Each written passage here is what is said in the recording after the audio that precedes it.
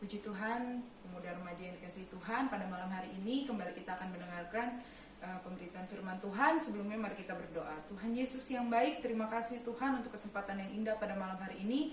Kami boleh mendengarkan kembali firman-Mu Tuhan. Sebelum kami mendengarkan firman-Mu, Engkau urapi hamba-Mu yang menyampaikan firman-Mu, agar setiap firman yang disampaikan merupakan kebenaran yang datang daripada Allah. Terima kasih Tuhan, jamah hati pikiran kami, agar setiap firman yang ditaburkan dapat bertumbuh dalam kehidupan kami.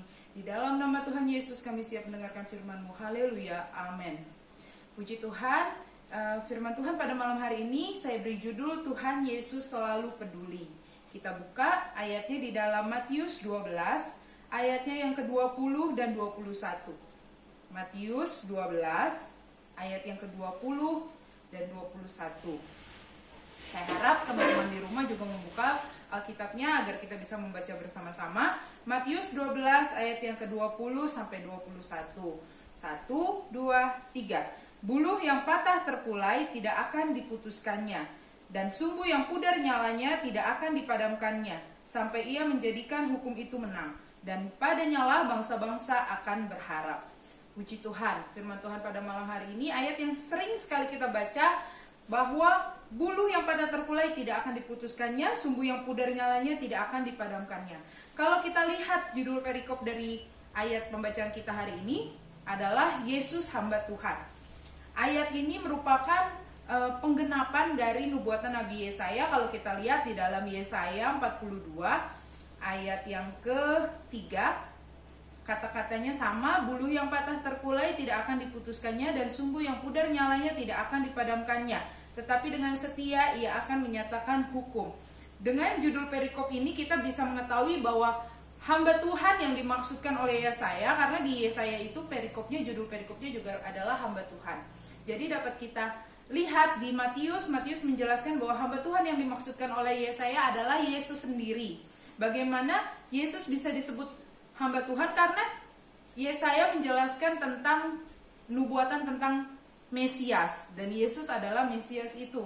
Dia adalah Tuhan pribadi yang datang untuk memberikan pengharapan kepada bangsa-bangsa yang kita baca tadi di ayat yang ke-21. Yesus datang bukan untuk menghakimi seperti mungkin kalau kita lihat pemimpin-pemimpin yang ada di dunia ini, atau orang-orang Farisi yang ada pada waktu itu yang menggunakan Taurat sebagai senjata untuk membebani umat demi kepentingan mereka sendiri. Tetapi Tuhan Yesus tidak demikian. Tuhan Yesus datang sebagai hamba. Bahkan kalau kita baca di dalam Filipi 2 ayat yang ke-7 dikatakan Yesus datang mengambil rupa seorang hamba. Untuk apa Tuhan Yesus datang mengambil rupa sebagai seorang hamba? Ia datang untuk merangkul setiap orang yang merasa ditolak, merangkul setiap orang yang miskin atau dianggap berdosa. Banyak contoh dalam Alkitab ketika Tuhan Yesus datang, Tuhan Yesus nggak mencari orang yang pintar, orang yang kaya, orang yang bisa diandalkan. Enggak, Tuhan bahkan bisa mencari, mengundang orang yang, marilah datang kepadaku setiap orang yang letih, lesu, beban berat. Tuhan mengundang setiap orang yang mengalami kelemahan, yang dianggap tidak berguna mungkin bagi dunia. Tuhan memanggil setiap orang yang bagi dunia menerima sebuah penolakan. Tetapi Tuhan Yesus mengundang mereka ini karena Tuhan Yesus akan menjadikan setiap orang itu seturut ke rencana Tuhan. Tuhan Yesus punya rencana atas setiap kehidupan setiap orang, baik itu orang kaya, baik itu orang miskin, baik orang yang terdidik atau yang tidak pernah mendapatkan pendidikan sama sekalipun.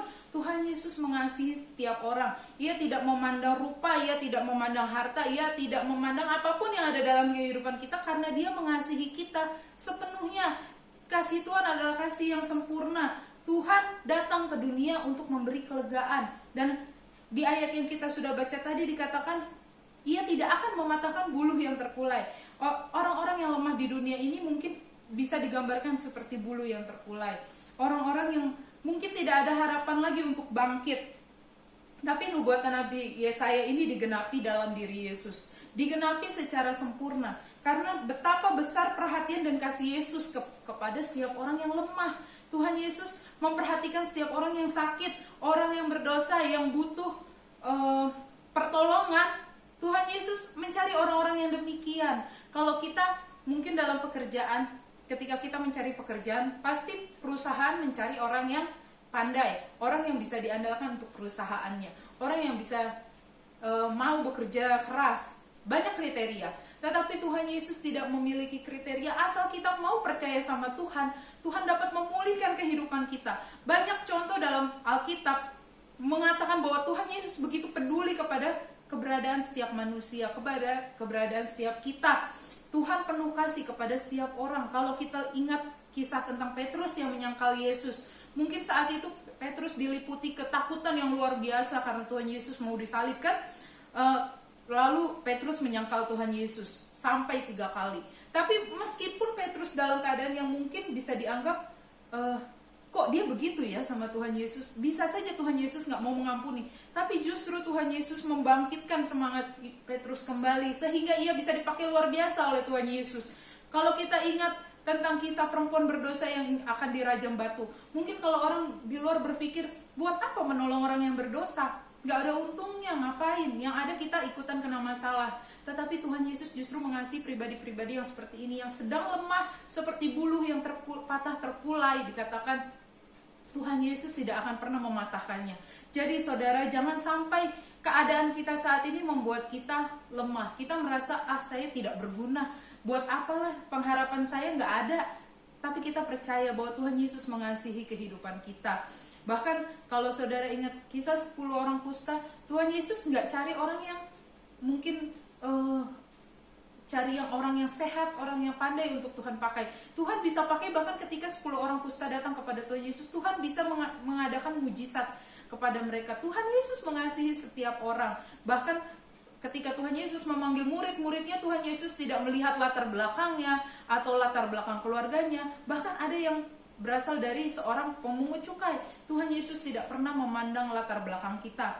Apapun keadaan kita, Tuhan Yesus tidak akan pernah membiarkan kemalangan itu menghancurkan kehidupan orang percaya. Tuhan tidak akan pernah membiarkan kita berjalan tanpa penyertaannya. Sebab Allah adalah Allah yang setia. Dia tidak seperti manusia yang kadang menerapkan hukum timbal balik. Misalnya, saya mengasihi dia kalau dia mengasihi saya akan beri dia kalau dia beri kepada saya akan membalas setiap kebaikan setiap orang. Tapi kalau dia jahat, ya saya akan balas dengan kejahatan juga. Tapi Tuhan Yesus tidak demikian. Ketika kita pun tidak setia, Tuhan tetap setia. Dikatakan di dalam 2 Timotius 2 ayat yang ke-13, jika kita tidak setia, dia tetap setia, karena dia tidak dapat menyangkal dirinya. Allah mengasihi kita bahkan ketika kita sedang menghindar dan meninggalkan dia.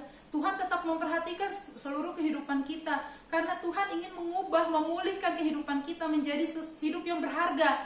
Tuhan mengasihi hidup kita berharga di hadapan Tuhan. Sehingga kalau nyawanya saja diberi, bayangkan apalagi yang lainnya, apalagi hanya kebutuhan kita sehari-hari. Tuhan sanggup menjadikan kehidupan kita bersinar untuk kemuliaan Tuhan. Apapun latar belakangmu, apapun latar belakang keluargamu mungkin, atau masa lalumu, saya punya masa lalu yang buruk, atau hidupmu saat ini, keadaan hidupmu saat ini yang tidak baik. Kita baca di ayat yang ke-21 tadi, dan padanya lah bangsa-bangsa akan berharap. Hanya Yesus harapan kita yang sanggup memulihkan kehidupan kita, sanggup membangkitkan semangat kita, sanggup membuat bulu yang patah terkulai itu bangkit kembali. Sumbu yang hampir padam itu menyala kembali, berkobar kembali. Karena Tuhan Yesus tidak melihat apa kondisi kita. Tuhan melihat bagaimana kita menaruh harapan kepadanya. Terlepas dari kondisi kita saat ini, tetap percaya bahwa Tuhan Yesus sanggup memulihkan keadaan kita. Tuhan tidak pernah melupakan kita. Dikatakan di dalam Yesaya 49 ayat yang ke-15 dan 16, sekalipun seorang perempuan melupakan bayinya, Tuhan tidak akan meninggalkan engkau. Bahkan Tuhan melukiskan kita di telapak tangannya. Dalam Ibrani 13 ayat ke-5b, aku sekali-sekali tidak akan membiarkan engkau, dan aku sekali-sekali tidak akan meninggalkan engkau.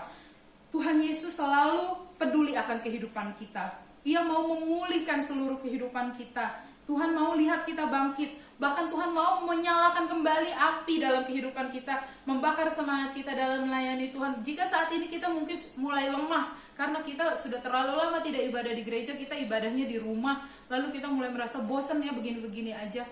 Tuhan sanggup menyalakan kembali api semangat kita dalam melayani Tuhan, dalam kita kerinduan kita kepada Tuhan. Di dalam 2 Petrus 3 ayat yang 9, kita baca 2 Petrus 3 ayat yang 9. Tuhan tidak lalai menepati janjinya, sekalipun ada orang yang menganggapnya sebagai kelalaian, tetapi ia sabar terhadap kamu, karena ia menghendaki supaya jangan ada yang binasa, melainkan supaya semua orang berbalik dan bertobat. Tuhan sabar terhadap kita, dikatakan di ayat ini. Tuhan tidak lalai menepati janjinya, dan Tuhan menghendaki supaya jangan ada yang binasa, supaya semua orang berbalik dan bertobat. Demikian besar kasih Tuhan atas kehidupan kita. Jangan kita sia-siakan apa yang sudah Tuhan lakukan atas kehidupan kita. Kita percaya bahwa apapun keadaan kita saat ini, meskipun mungkin keadaan kita seperti sumbu yang hampir padam, Tuhan sanggup memberikan kepada kita minyak yang baru, supaya kita sumbu yang hampir padam itu dapat menyala kembali. Bahkan dapat menjadi pelita yang menerangi sekitar kita, menerangi dunia. Tuhan mau pakai hidup kita. Dia adalah Allah yang berdaulat penuh atas kehidupan kita, dan Dia adalah Allah yang selalu memperdulikan kita. Jangan pernah kita khawatir akan masa depan, akan kehidupan kita, karena Tuhan selalu memperdulikan kita. Tuhan Yesus adalah Allah yang peduli. Puji Tuhan, firman Tuhan tidak saya panjangkan, mari kita sama-sama berdoa.